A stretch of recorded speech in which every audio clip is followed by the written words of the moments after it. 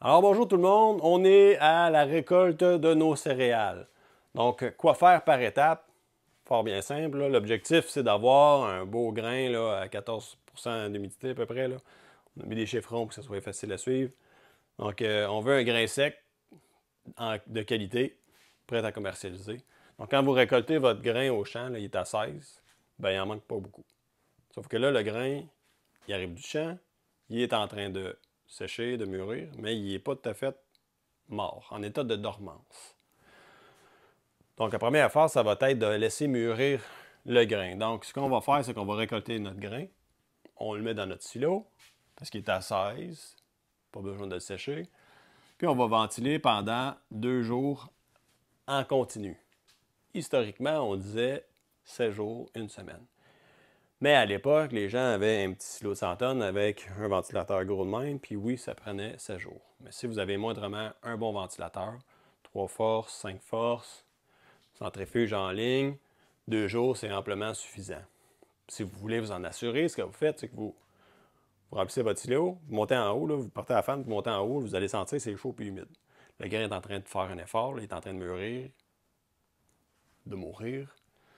Donc, il y a cette chaleur-là, mais après 2 jours, si vous montez en haut, vous sentez l'air frais, frais et plus ou moins sec, là, ben, le, le, le, le front de ventilation va avoir passé à travers la masse. Donc, la job est faite.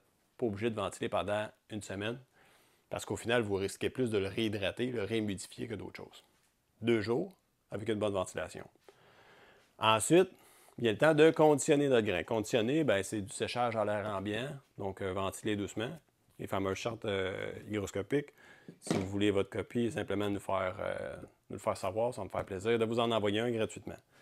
Donc, quand les conditions sont chaudes et sèches à l'extérieur, le jour, donc il y a un effet assèchant, on va continuer à assécher notre grain. Si la nuit c'est très humide ou il y a une averse dans la journée, bien, vous risquez de réhydrater votre grain. Ce que vous ne voulez pas faire, c'est un effet de yo-yo. Dans le fond, vous séchez, vous réhydratez, séchez, hydratez. Fait qu'on ne veut pas ça. Ce qu'on veut, c'est baisser notre humidité graduellement.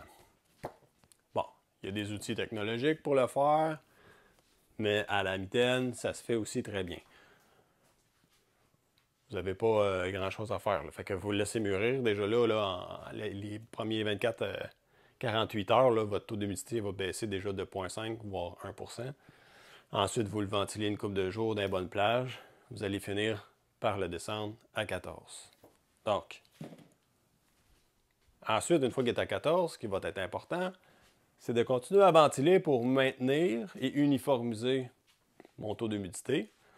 Puis graduellement, bon, là, vous choisissez des conditions propices là, pour contrôler votre humidité avec les chartes, mais après ça, vous baissez votre température. Donc, quand vous voyez une nuit fraîche et sèche, bien, vous continuez à ventiler en maintenant votre humidité, mais aussi en baissant votre fameuse température. Graduellement, vous allez l'amener à des températures plus froides pour conserver votre grain tout l'hiver sans problème. Donc, en attendant l'hiver, on regarde les journées fraîches, puis de temps en temps, on va ventiler notre grain. Donc, baisser la température, une fois que tout ça est bien fait, ben, jusqu'à la fin de l'automne, là, environ aux 2 semaines, on ventile quelques heures pour maintenir notre grain à l'état de dormance. Le grain est vivant, il continue à respirer, donc même s'il est sèche puis il est mûri à point, le grain va quand même réagir avec l'air. Donc il y a un phénomène de respiration qui est normal. Donc ce qu'on veut, c'est que le grain ne se réveille pas puis il ne reparte pas là, qu'il n'y ait pas un emballement thermique. Donc le grain, si vous donnez de la chaleur et de l'humidité, il va chercher à germer. Fait qu'il pourrait se réveiller. Ce qu'on veut, c'est le garder en état de dormance. Donc, aux 2 semaines, ventiler quelques heures. Vous avez des questions, n'hésitez pas à nous contacter.